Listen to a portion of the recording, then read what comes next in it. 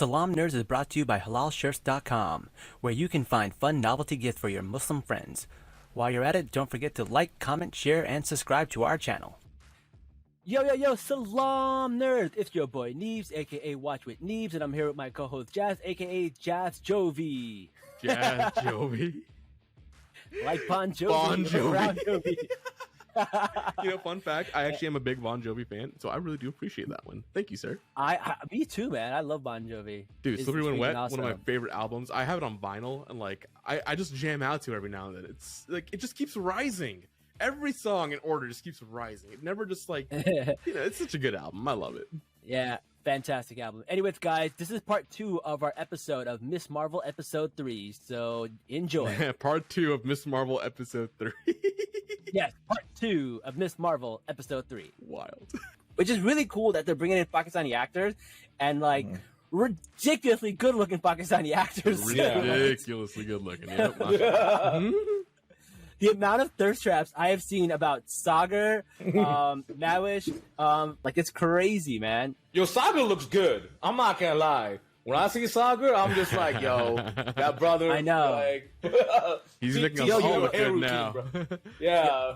Yeah, man. You ever look into his eyes? It's like listening to the Beatles for the first time. Yeah, bro. His hair is amazing. Also, I'm not even gonna front. His hair is amazing. His beard, his hair, mashallah, mashallah, mashallah. I know. Yeah, I got spit on 3 times. Mashallah, 2. Yeah. Did you say him? I was a Pakistani auntie. That's what was coming out right now. What the Pakistani aunties do this, right? They do like this whenever. You know, his wife is in that scene in the wedding episode. She is in the scene. That's right. Homie brought his wife to his wedding. Yes. Saga brought his wife to his wedding in the show. Oh, man. So we're just looking at it the entire time. We're saying Kabul.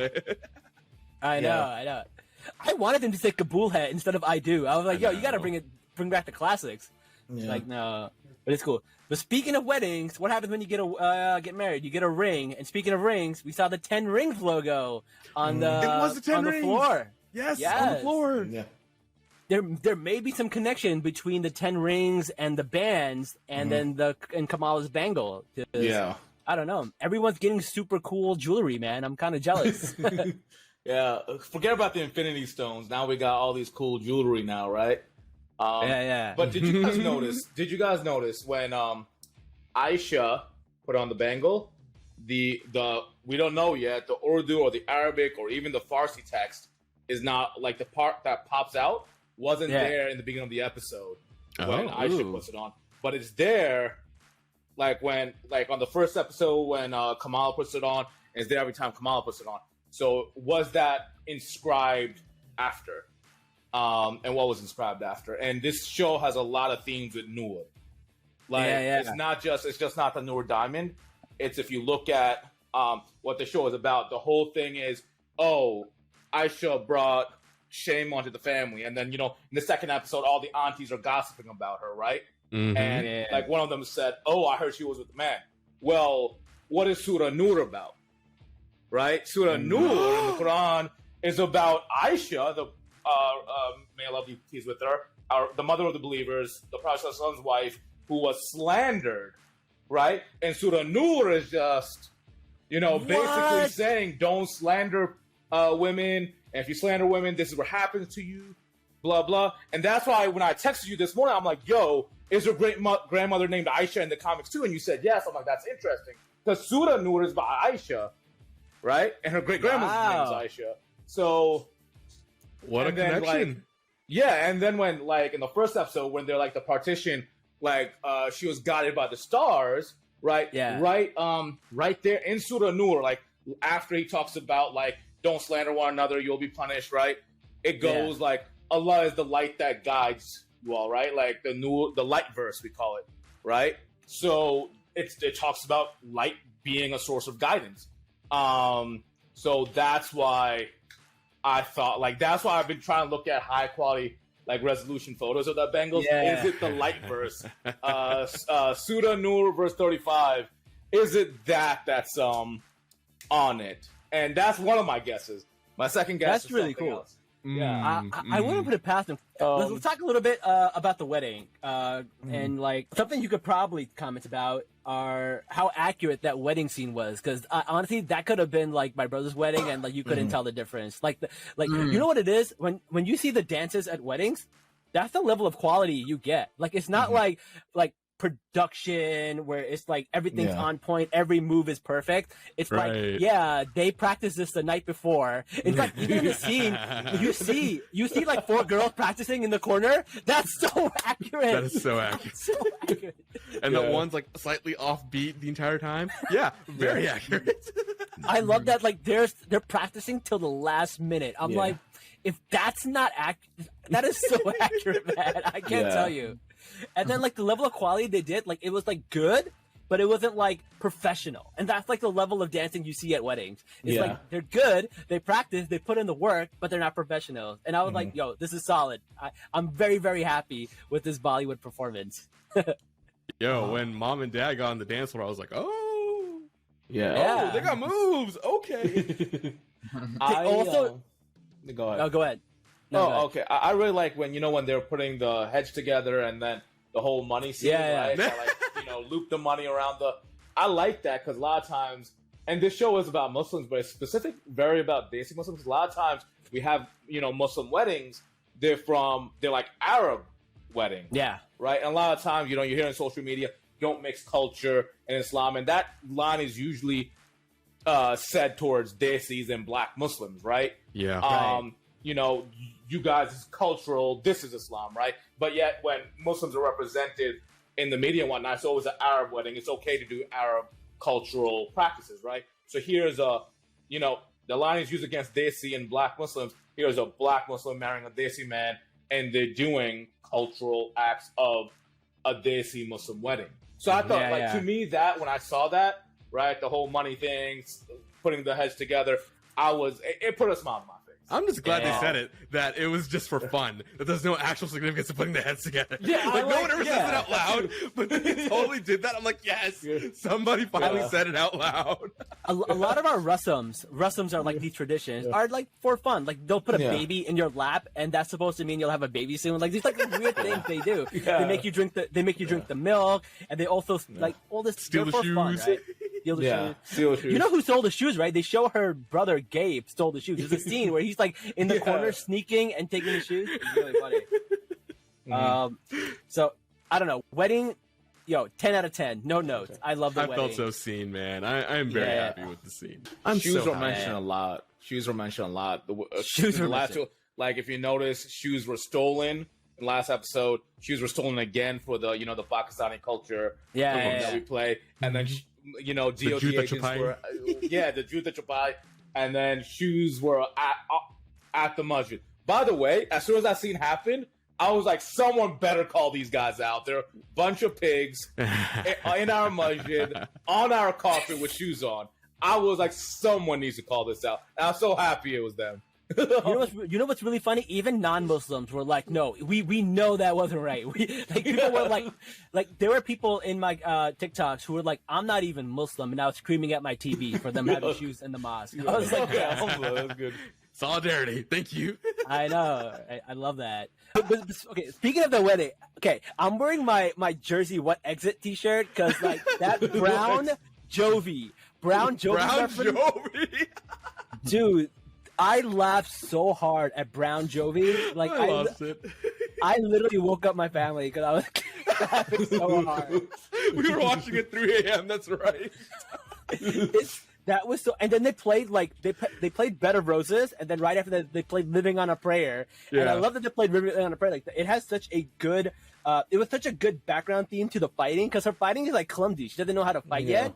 But like, they were coming at her hard. Like they were trying to kill her. Bro, they did not show her mercy there. And then seeing like, I can't imagine what it's like for the girls. Seeing like, a Pakistani girl in like kurta shalwar kicking ass on like, on TV. That must be amazing. Like, dude, I'm not gonna lie. When we saw the fist, when we saw her iconic fist, I was like. Yes! I was pumping at that point, dude. That was amazing. Yo, I was like, I'm a grown man. I should not be this happy. It's okay, man. Been there, done that. I was there with you. Yeah. No, man. I loved the Bon Jovi music. I love the Desi music. They had that song Aisha, which got really popular on TikTok because like people were using for a while, and the people who are on that are the Nuran sisters who sing that one Sophie song that's like really popular on TikTok that people were like duetting. It's really cool that they had that in here. It was just so much cool music. Like every song with like songs you actually hear at a Desi wedding, songs you hear your Desi friends play, songs you've heard on your like TikTok algorithm if you're Pakistani. Like, these are great music, man. Arish, what do you think about the music so far? This episode, I just feel like they've really incorporated a mix of good Pakistani music and Indian music. Like the first episode, it was really nice to see some of the I forgot her name, but she was on Coke Studio. She wears a niqab and this Pakistani rapper at the end of the episode. Eva, what's Rosie? her name? Rosie? Oh, yeah. Yeah. So her music is incorporated, and then in the second episode, it was also what's his name, Hassan Khan. Yeah. It's a Pakistani indie music. But so I just like how they've taken South Asian, like the diaspora from Pakistan and also from like just all over the world. I heard a lot of like different South Asian songs, and I love the way the wedding scene just felt like an actual wedding that you go to with Indian Desi Bollywood songs, and it was just amazing. I am so satisfied with the music. There's one song that I would lose my shit if I heard it, and that's Amplifier by Imran Khan. Do not go there. No.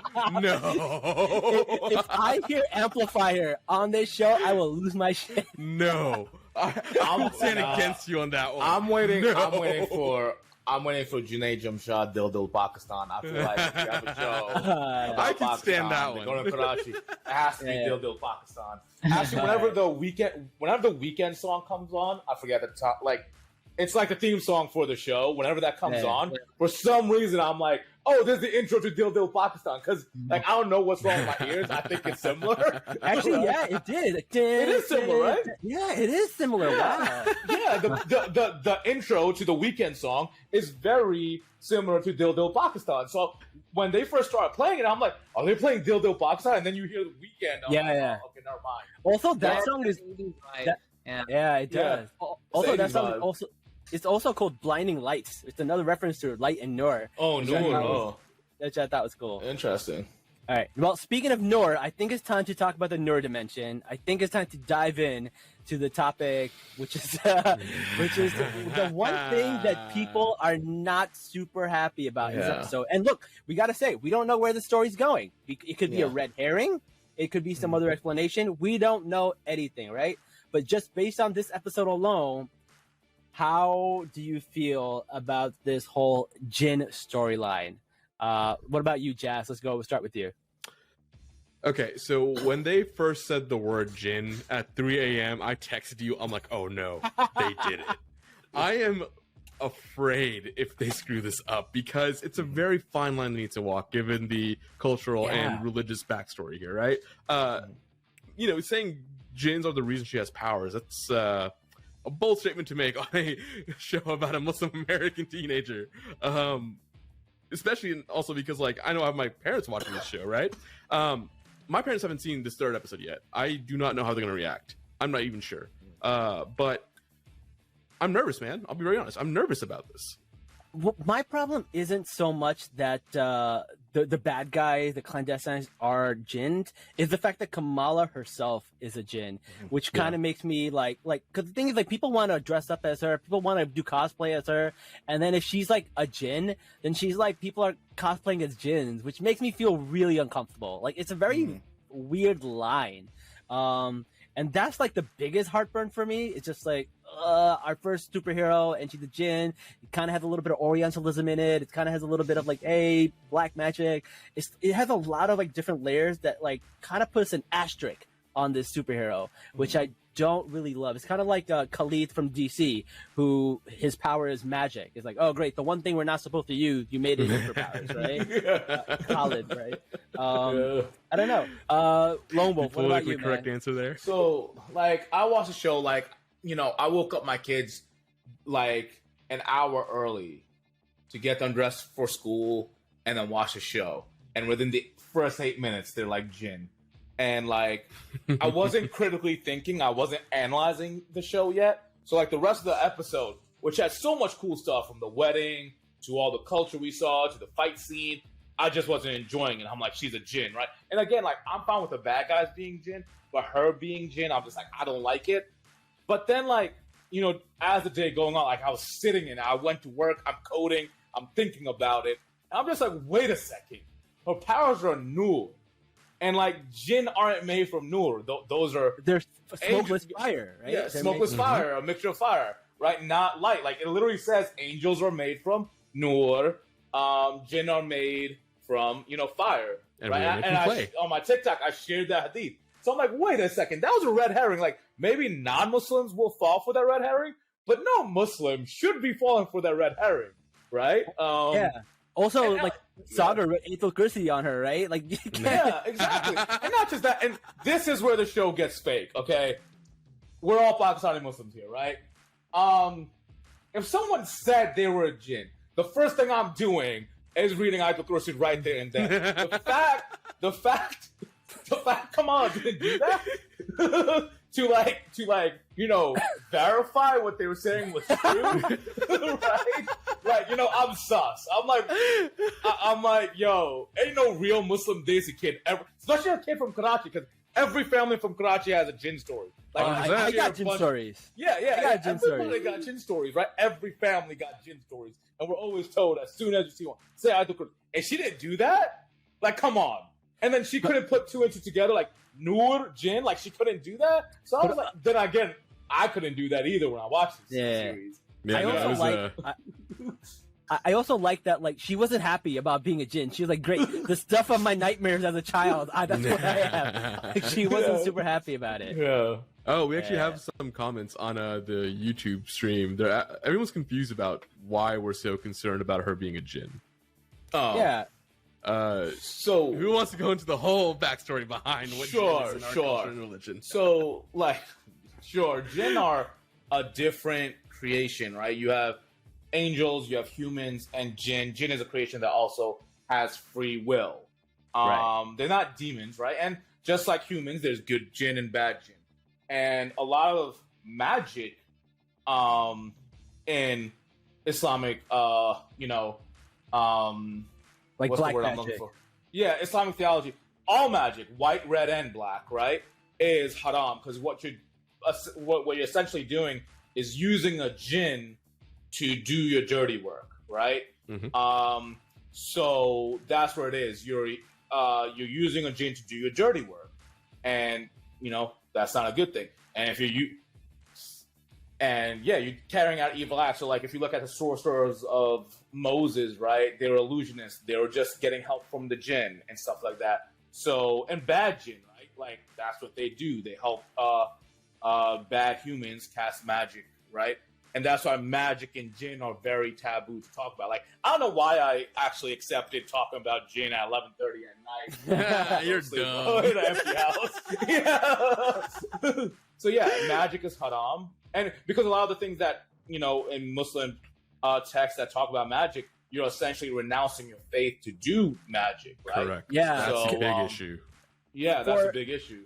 Yeah, so for you to get help from a Jinn, because like the good Jinns don't help humans at all. They don't interact with humans. They're Stay there. away.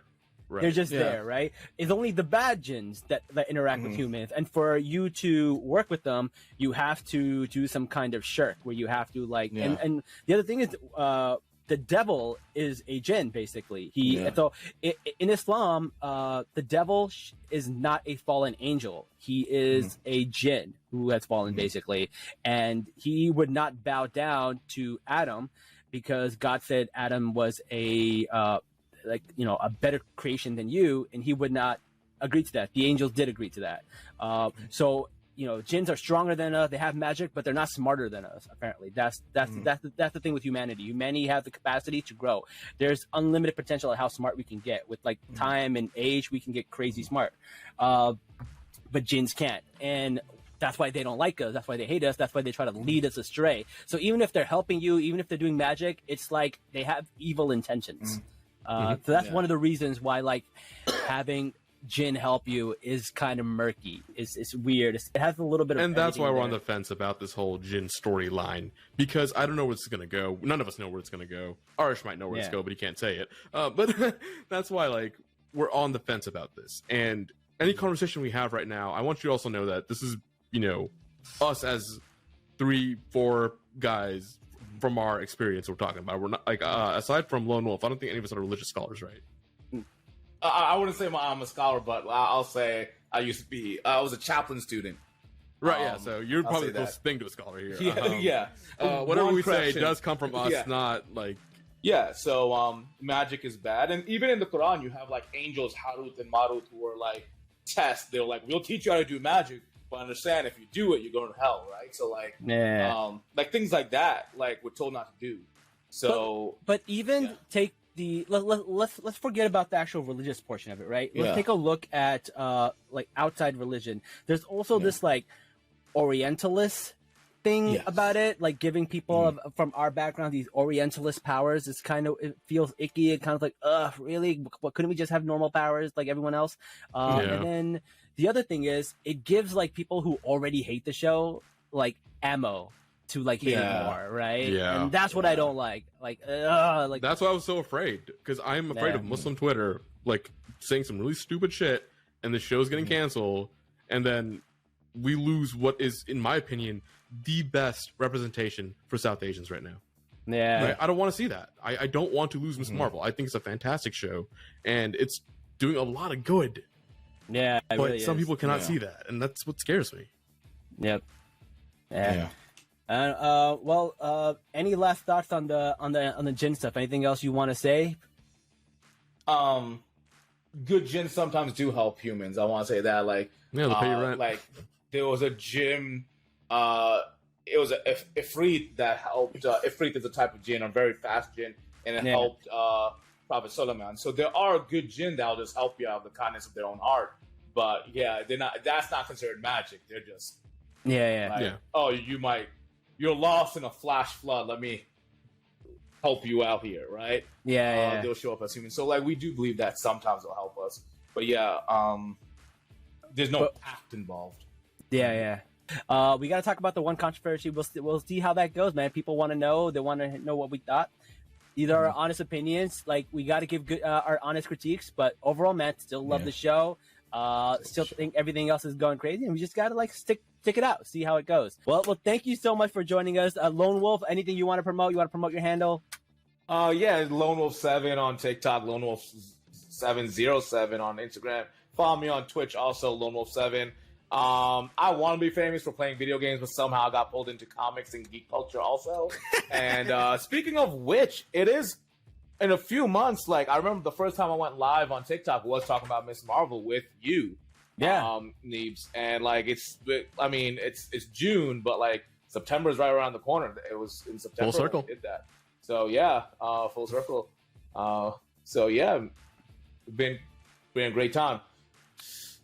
Well, anyway, thank you guys for joining us. This was a good talk. We learned, we got to recap the fun episode. We got to talk about Djinns, and we got to learn about production assisting and what it takes to be in the industry, man. A lot of cool stuff on this information. We're going to edit this tomorrow and post it up. But until then, thank you everybody for joining us. Hopefully we'll see you tomorrow for our Star Wars episode. Until then, it's way too late for us to record a second episode right now. Thank you for saying tomorrow. Anyways, we'll see you guys later. Until then, guys, Salaam nerds, and walaikum salam nerds. Oh, also shout out to Del Hewitt Jr. for being on our live stream and talking to me. Thank you so much. Nice. We love you, bro.